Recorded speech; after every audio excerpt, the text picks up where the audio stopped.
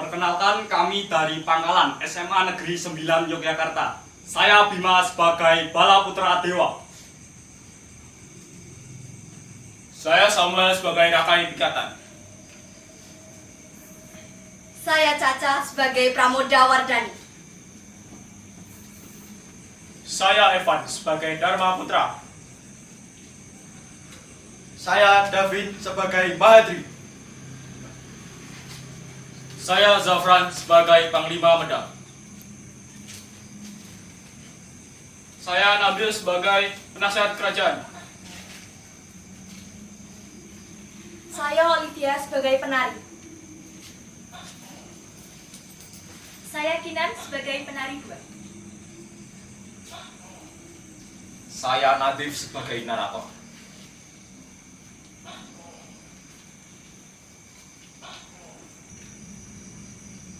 Berdiri gagah kerajaan Medang di atas tanah Mataram, menjadi tanda meleburnya dua kerajaan. Hindu dan Buddha bukan hanya sekedar kepercayaan, namun sebagai simbol terlahirnya sebuah kerajaan.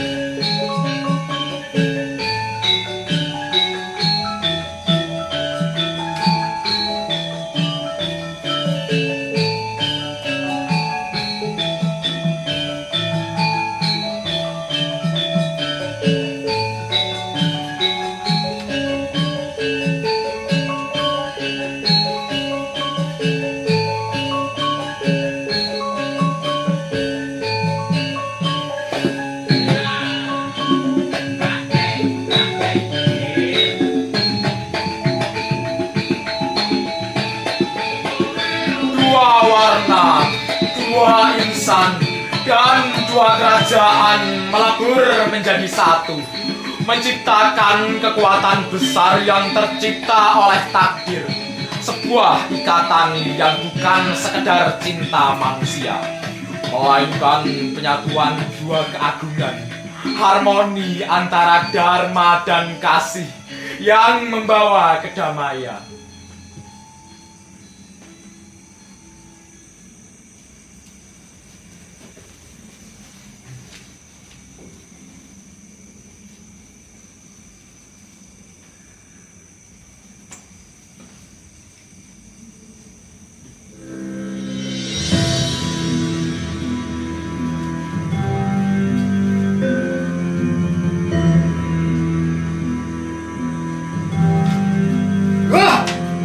Bodoh! Bagaimana ini bisa terjadi? Menyatukan dua wangsa yang dahulu mengusirku dari tanah kelahiran. Yang pasti, mereka tak akan lebih hebat dari Sriwijaya.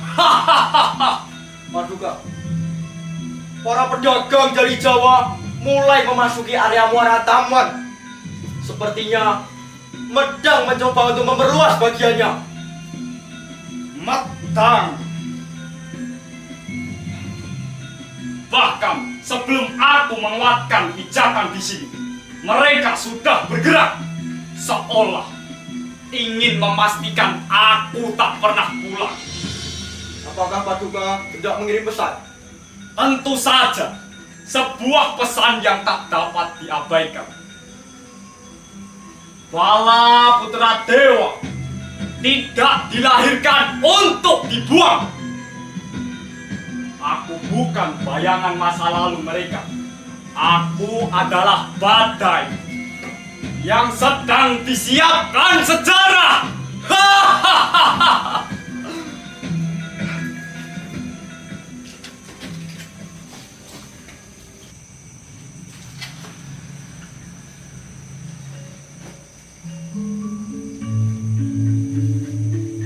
Permisi Paduka, utusan dari Sriwijaya telah tiba. Silakan masuk. Baik.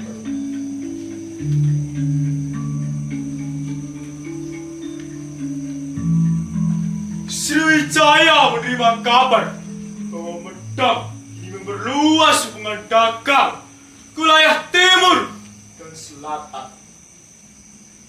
Kami bertanya, apakah perluasan itu juga menyentuh jalur laut yang selama ini berada dalam pengawasan Sriwijaya?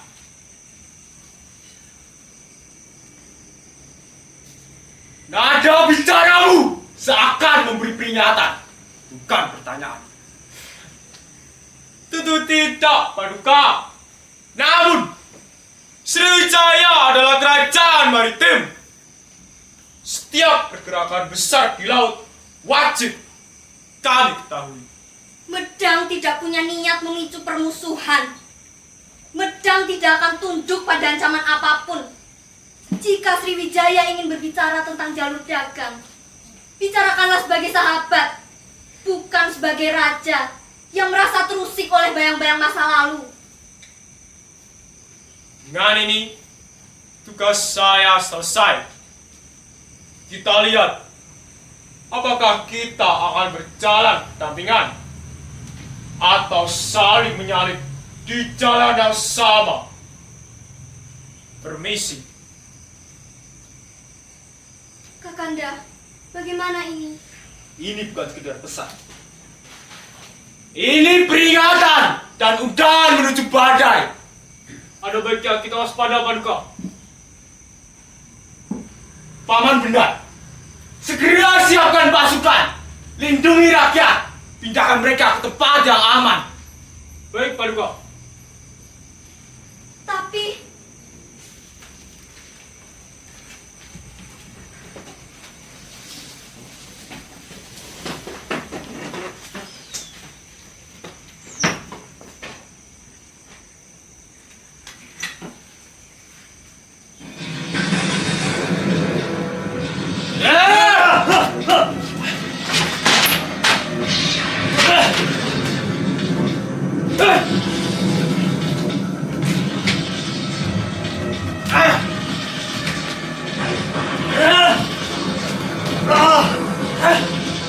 Balaputra, hentikan! Sudahlah, Balaputra. Di sini aku berdiri bukan untuk Medang, bukan untuk Sriwijaya, tapi untuk menghentikan dendam yang akan menghancurkan dua wangsa. Jika perang ini terus berlanjut, bukan hanya tahta yang tenggelam.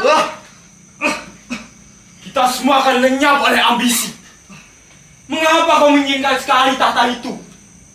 Padahal kami hanya menginginkan kau kembali. Omong kosong! Tahta bukan tujuanku. Aku hanya ingin dikenang oleh Raja Samaratungga sebagai putra yang tak pernah mundur. Aku hanya butuh keadilan. Balaputra Dewa berdiri sebagai raja yang kalah, namun tidak runtuh. Ia berbalik, meninggalkan tanah yang merebut keluarganya kembali ke Sriwijaya, di mana sejarah menunggu tangannya untuk membangun kejayaan berikutnya.